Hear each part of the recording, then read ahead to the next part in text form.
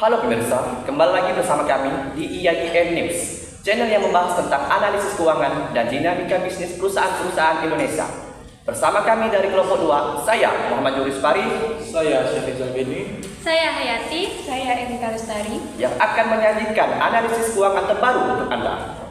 Pada kesempatan hari ini, kami akan mengulas kinerja laporan keuangan konsolidasian PT Murni Sadar tahun 2023. Dalam liputan ini, kami akan membahas tentang struktur grup Murni Sadar, nilai goodwill, kepentingan dan pengendali, serta berbagai interaksi pihak berelasi yang terjadi pada lingkup perusahaan. Dari struktur diagram di sini, terlihat bahwa PT Murni Sadar Tbk yang sebagai induk dari perusahaan memiliki pengendalian atas 4 entitas anak langsung dan 3 entitas anak tidak langsung. Secara umum, struktur ini menunjukkan bahwa PT Murni Sadar Tbk memiliki konsentrasi usaha yang kuat di sektor rumah sakit swasta. Nah, untuk definisi singkat entitas anak, yang pertama itu ada PT Murni Sadar Kasih Abadi atau disingkat dengan MSAK, merupakan entitas anak utama dengan kepemilikan saham sebesar 99%. MSAK ini menjadi pusat perhatian pengelolaan utama rumah sakit dalam jaringan Murni Teguh dan memiliki aset yang relatif besar, serta telah beroperasi secara komersial sejak tahun 2021. Untuk PT Setia Utama Realty bergerak di bidang properti dengan fokus pada pengelolaan apartemen Pejaten Indah. Dengan kepemilikan saham sebesar 99%, entitas ini sepenuhnya berada di bawah kendali perusahaan induk. Untuk PT Horas Insani Abadi atau disingkat dengan HIA, mengelola rumah sakit Murni Teguh Horas Insani dengan kepemilikan saham sebesar 89,5% oleh induk perusahaan, yang menunjukkan bahwa adanya pengaruh signifikan terhadap pengelolaan rumah sakit tersebut. Untuk PT Anugrah Cakrawala Farmaka merupakan entitas anak di bidang farmasi dengan kepemilikan saham sebesar 99%, namun hingga tahun 2023 belum melaksanakan kegiatan operasional secara komersial. Untuk PT Medikarya Aminah Utama mengelola rumah sakit Murni Teguh Ciledug dengan tingkat kepemilikan saham sebesar 99,18% dan telah beroperasi secara komersial sejak tahun 2013. Asetnya cukup besar dan merupakan salah satu rumah sakit penting dalam jaringan. Untuk PT Sahid Sahirman Memorial Hospital mengelola rumah sakit Murni Teguh Sudirman Jakarta dengan kepemilikan saham sebesar 98,86% dan telah beroperasi sejak tahun 2009. Sedangkan yang terakhir untuk PT Rumah Sakit Ibu dan Anak Rosifa berfokus pada layanan kesehatan ibu dan anak dengan kepemilikan saham sebesar 79% oleh grup, dan rumah sakit ini sudah lama beroperasi sejak tahun 2002. Selama periode 2000 hingga 2023, PT Murni Sadar Tbk mencatatkan penambahan nilai goodwill yang berasal dari aktivitas akuisisi entitas anak. Pada tahun 2022, perusahaan mencatat goodwill sebesar 3,83 miliar yang berasal dari pengembalian pengambil alihan saham PT Setia Utama Realty dengan harga perolehan sebesar 119,96 miliar. Pada tahun 2023, perusahaan kembali mencatat goodwill sebesar 1,61 miliar yang berasal dari pengambil alihan saham PT Horas Insani Abadi dengan nilai investasi sebesar 25,74 miliar. Goodwill tersebut mencerminkan ekspektasi manfaat ekonomis di masa mendatang yang diharapkan manajemen dari aktivitas ekspansi tersebut.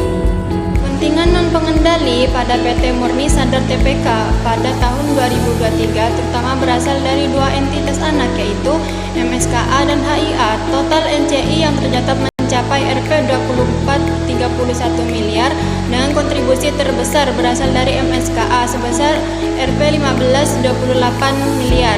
Selain itu, terdapat NCI bernilai negatif pada entitas RSIA Rosifa yang mencerminkan adanya akumulasi rugi pada entitas tersebut. Secara keseluruhan, manajemen menilai bahwa keberadaan NCI tidak bersifat material terhadap struktur ekuitas konsolidasian grup, dan mengingat mayoritas entitas anak dimiliki dan dikendalikan lebih dari 99%.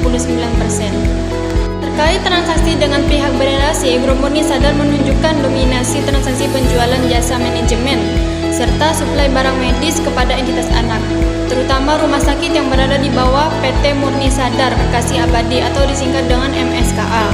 Nah, sebagai entitas pengelola utama jaringan Rumah Sakit Murni Teguh, penjualan intergrup ini bernilai sangat besar karena hampir seluruh operasi rumah sakit bergantung kepada suplai obat, alat kesehatan, serta layanan manajemen yang disediakan oleh entitas induk. Pembelian barang oleh entitas tanah juga terjadi secara signifikan, terutama pembelian obat-obatan, alat kesehatan, dan dukungan operasional dari induk perusahaan. Pola ini menunjukkan bahwa arus barang dan jasa di grup Murni Sadar sangat berkonsentrasi antar entitas dalam satu ekosistem layanan kesehatan.